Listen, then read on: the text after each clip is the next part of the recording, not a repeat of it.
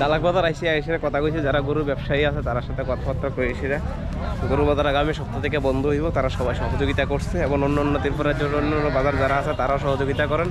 শীঘ্রই আমরা এই গরু বেচা কেনা থেকে বিরত থাকবো। আগামী দিন যতক্ষণ না আমরা সুরক্ষার দায়িত্ব বা প্রোটেকশনের দায়িত্ব সরকার না নেয় ততক্ষণ আমরা এই বাজার বন্ধ রাখানোর লেগে সিদ্ধান্ত নিয়েছি। এখানে শুধু মুসলমান না, অন্য অংশের মানুষ, জাতি, ধর্ম, বর্ণ নির্বিশেষে সবাই সহযোগিতা করতেছে। সবাই এটা চাইতেছে যে হারে ত্রিপুরা রাজ্যের ভিত্তি অন্যায় অফিসার বাড়তেছে মুসলমানদের খেলাফে, এটা শীঘ্রই যেন বন্ধ হয়। এটা নিয়ে এসে আজকে এখানে একটা করছি। আগামীকাল সারা ত্রিপুরা রাজ্যে শুরু করে বিভিন্ন জায়গায় এই ধরনের প্রতিক্রিয়া বা প্রতিবাদ নির্ভরে চলবে। প্রশাসন শীঘ্রই এটা কোনো জাতির বিরুদ্ধে না, আমার এই আন্দোলন কোনো ধর্মের বিরুদ্ধে না। আমরা এই প্রতিবাদ সারা ত্রিপুরা রাজ্যে জুড়ে চলবে।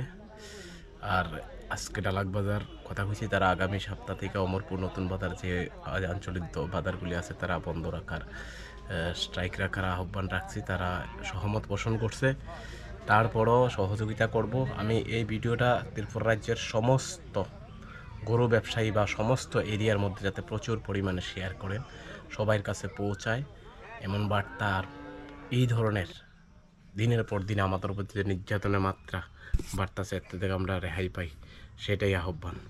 আর ভিডিওটা প্রচুর পরিমাণে শেয়ার করবেন প্লিজ, দয়া করে সেটা একটু সবাইকে সচেতন করান। অনেকে সামনে আগাইতে করতেছেন, আপনার জায়গায় দাঁড়ায় এসে, আপনার স্থানে দাঁড়ায় এসে আপনার প্রতিবাদ করেন, কোনো অসুবিধা নেই। সবাই ভালো থাকেন।